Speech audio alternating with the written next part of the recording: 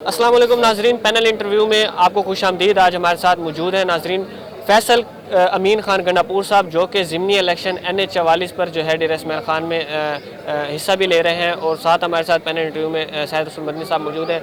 Direct हम फैसल भाई से जो है सवालों का सिलसिला शुरू करते हैं, ज़्यादा टाइम नहीं लेते। अस्सलाम वालेकुम फैसल भाई। वालेकुम सलाम। अच्छा, ज़िमनी इलेक्शन के उम्मीदवार हैं आप, क्या पैगाम देना चाहेंगे अपने वोटर सपोर्टर को? सर, इसके साथ ये भी बताएं कि डेरा इस्माइल खान में तरक्याती कामों में अगर देखा जाए तो ट्रैफिक के मसले के हवाले से अली अमीन खान गंडापुर साहब अपने पिछले दौरे हुकूमत में फ्लाई ओवर्स का प्रोजेक्ट लेकर आए थे, जिस पर PDM ने भी बड़ी हुकूमत चमकाई अपनी जो है ना टूचा की। और अब जो है दोबारा सुन रहे हैं कि जो फ्लाई ओवर का काम है वो शुरू हो रहा है। तो ये कब शुरू हो जाएगा फ्लाई ओवर का काम, कब ये ट्रैफिक के जो मसले हैं? देखें, फ्लाई ओवर एक मेजर प्रोजेक्ट है। उसमें सबसे पहले तो जो चीज़ स्टार्ट करने से पहले हमें करनी पड़ेगी वो है वापडा की पोल्स की रिमूवल। जी जी। क्योंकि आपको पता है कि जब एक बड़ी कंपनी आती है, और NLC माशाल्लाह एक बहुत बड़ी कंपनी है, पाकिस्तान का एक बहुत बड़ा इदारा है, तो काम की स्पीड उनकी बड़ी फिट है।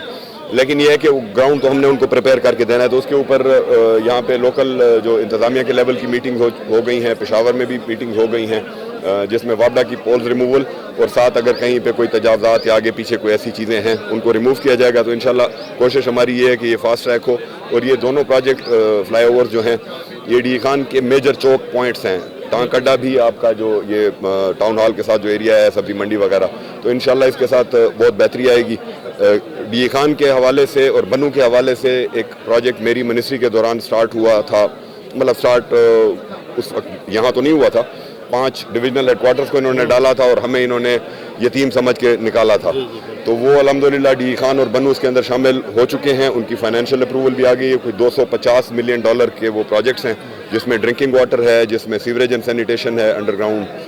और हम अब कोशिश कर रहे हैं कि सिटी के सर्कल से जो बाहर हमारे मज़ाफ़ाती एरियाज़ हैं, इवन नवाब तक, मुरियाली के परली तरफ, वो सारे एरियाज़ उसके अंदर इंक्लूड करें, वहाँ भी अंडरग्राउंड सीवरेज दें। उन लोगों को भी एहसास हो कि हम शहर के अंदर रह रहे हैं, जिसके अंदर वो हैं। एक पार्क का भी हमारा प्लान है रिवर इंडस में, जो जंगलात की ज़मीन है उसके ऊपर, फैमिली पार्क का। सर, मेरा सवाल वही रह गया, आप इलेक्शन लड़ रहे हैं और अपने वोटर सपोर्टर को क्या पैगाम देना चाहेंगे? दूसरा, मौलाना बरादरान ने जो है आपके मुकाबले में किसी न किसी उम्मीदवार को मैदान में लाने का ऐलान कर दिया।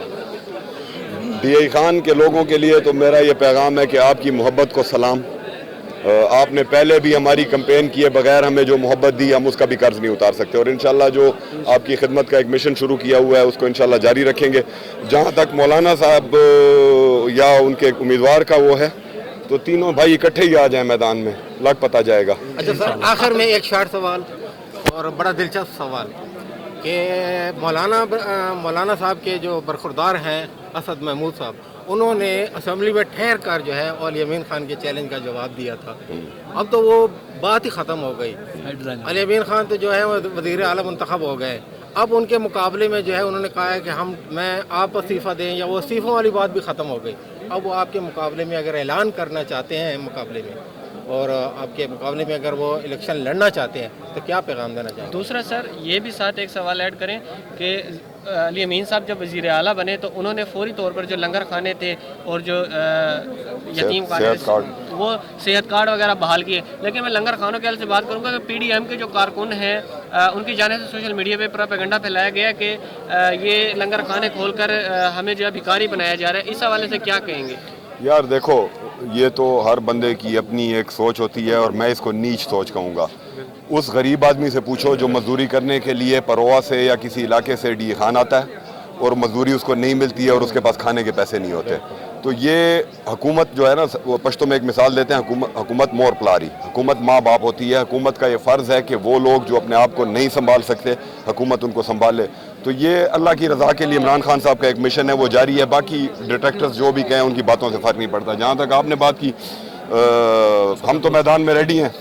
अब मौलाना साहब पता नहीं किसी भाई को लाते हैं, बेटे को लाते हैं, या खुद फशीन वाली सीट से इस्तीफ़ा दे के आते हैं, मज़ा तो खुद आ जाएगा। खैर, मौलाना साहब अगर खुद आ जाए मैदान में, डी खान उनका घर है, बड़े शर्म की बात है कि ये जाके उधर बलोचिस्तान से MNA बने हैं। तो लेकिन खैर इतनी हिम्मत उनमें है नहीं, मुझे लग नहीं रहा। मतलब आप भी कोई चैलेंज करना चाह रहे हैं? हम तो मैदान में जी चैलेंज कर दिया। आज पहला दाखिला मेरे ख्याल में मेरा ही हुआ है। तो देखते हैं मौलाना साहब कौन सा घोड़ा या कौन सा खोता मैदान में लाते हैं। सर, आप ये बताइएगा کہ وزیر اعلیٰ صاحب جو ہے وہ پہلی بار وزیر اعلیٰ کی حیثیت سے یہاں آج ڈی اے خان تشریف لائے ہیں، تو انہوں نے بہت سے اصلاحات کی بات کی ہے، مختلف شعبوں میں اصلاحات کی بات کی ہے.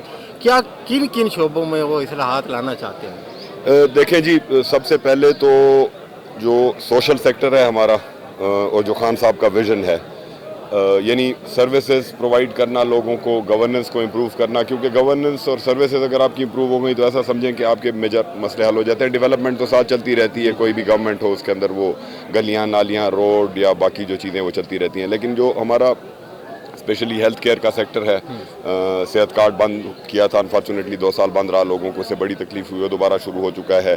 اسی طرح جو پناہ گاہیں تھیں، غریب لوگ ہیں جن بیچاروں کے پاس رہنے کی یا مطلب کھانے پینے کا کوئی بندوبست نہیں ہوتا تھا، مزدوری کے لیے آتے تھے، وہ دوبارہ شروع کر دیا گیا ہے. ڈیرہ اسماعیل خان کے حوالے سے بھی میں بات کروں گا، لیکن اوورآل صوبے میں ہمارے جو سیکٹرز ہیں جہاں سے ریونیو آ سکتا ہے، اور انفارچونیٹلی ہم اس پوٹینشیل کو نہیں ایکسپلائٹ کر سکے صحیح طریقے سے، جس میں مائننگ سیکٹر ہے آپ کا، بہت بڑا سیکٹر ہے. ٹوٹل اس میں سے 6-7 ارب کا میکسیمم یہ لوگ ریونیو جنریٹ کرتے ہیں، حالانکہ اس میں پوٹینشیل ہنڈریڈز آف بلینز کا ہے. تو اور وہ ریفارم سے ہی آئے گا، وہ لیجسلیشن میں چینجز سے آئے گا. میں مثال دیتا ہوں کہ کوئلے کے 1 ٹن کے اوپر سرکار کو ملتا ہے 200 روپیہ. وہ بالکل پینٹس ہے نا، مطلب اگلے کروڑوں کماتے ہیں سرکار کے ایسٹ سے، کیونکہ پہاڑ یا کوئی بھی اس طرح کا نیچرل ریسورس ہو، آپ کو پتہ ہے وہ سرکار کا، لوگوں کا ایسٹ ہوتا ہے. تو ان چیزوں کو بہتر کریں گے. اور یہ ساری جو چیزیں جو ریفارمز کی بات سی ایم صاحب نے کی ہیں، وہ ہم پارلیمنٹ کے کور سے کریں گے، تاکہ اگر کل کو پی ٹی آئی کی حکومت نہیں بھی ہوتی تو کوئی ان چیزوں کو، ان بہتری والی چیزوں کو چینج کرنا چاہے تو اس کو پارلیمنٹ میں اس کو لے جانا پڑے. صرف وہ رولز نہ ہوں کہ ایک لیٹر نکالا تو پچھلا کھاتا ختم تو نواں کھاتا شروع.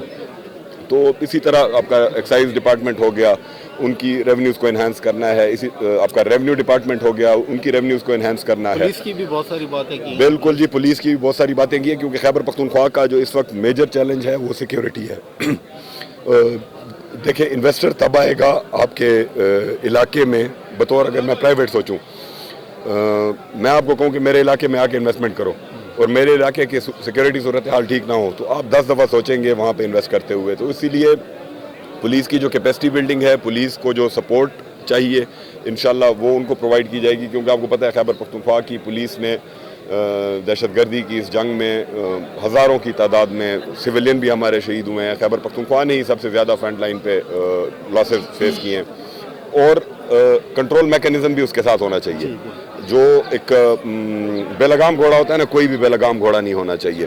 تو اس میں جو ان کا چیک اینڈ بیلنسز کا سسٹم ہے اس کو انشاءاللہ ہم امپروو کریں گے. اس میں ہم کمیونٹی پولیسنگ، جو کہ ساری دنیا میں ایک بڑا اچھا ایک ماڈل ہے، اس کو ہم متعارف کرانے کی کوشش کر رہے ہیں. جس طرح آپ نے دیکھا بہت سے دیرینہ مسئلے ہوتے ہیں یہ تھانوں میں، جو ہماری کمیٹیاں وغیرہ بنی ہوئی ہیں، ان کو ہم اکراس دا پروونس انشاءاللہ ایکٹیویٹ کریں گے اور پراپر ان لوگوں کو لائیں گے کہ سیاسی وہ لوگ نہ ہوں. کیونکہ سیاسی لوگ پھر آپ کو پتہ ہے وہ پارٹی بازی اور وہ چکر اس میں شروع ہو جاتے ہیں. سول سوسائٹی میں ماشاءاللہ ہمارے پاس بہت پڑھے لکھے ایسے لوگ ہیں، ریٹائرڈ ایسے لوگ ہیں، ججز ہیں، باقی مطلب ہے بیوروکریٹس ہیں، ٹیچرز ہیں، پروفیسرز ہیں. تو ان سے ہم ریکویسٹ کریں گے کہ ہمیں ہیلپ آؤٹ کریں. اس میں ترقی کا ایک سفر جو رک گیا تھا ان 2 سالوں میں، بلکہ شاید ریورس گیئر میں چلا گیا تھا، اس کو بھی ہم ریکنٹینیو کریں گے. ڈی اے خان کے حوالے سے آپ نے جو بات کی، پروجیکٹس کے حوالے سے جو ہمارے میگا پروجیکٹس ہیں انشاءاللہ وہ دوبارہ شروع ہوں گے. نہ صرف وہ دوبارہ شروع ہوں گے بلکہ 2 میجر پروجیکٹس ہماری فرسٹ پرائیورٹی پہ ہیں، جس میں سی ایم صاحب نے ابھی 2-3 دن پہلے بریفنگز بھی لی ہیں، اس کے اوپر کچھ ڈیسیجن بھی ہوئے ہیں، جس میں Peshawar D Khan motorway ہے اور C R B C lift canal ہے. یہ دونوں کرٹیکل پروجیکٹس ہیں، ایک تو کنیکٹیویٹی کی صورت میں اور دوسرا جو ہے وہ فوڈ سیکیورٹی کی صورت میں، تو تاکہ اپنے پیروں پہ صوبہ کھڑا ہو. جس طرح میں نے پہلے کہا کہ ہمیں اپنے ریسورسز کو بہتر کرنا ہے. وفاق نے ہمارے بڑے پیسے دینے ہیں، قرضائین سارے 1510 ارب کا تو ایک اماؤنٹ ہے جو انہوں نے ہمیں دینا ہے، تو اس میں بھی ان سے بات چیت ہماری شروع ہے.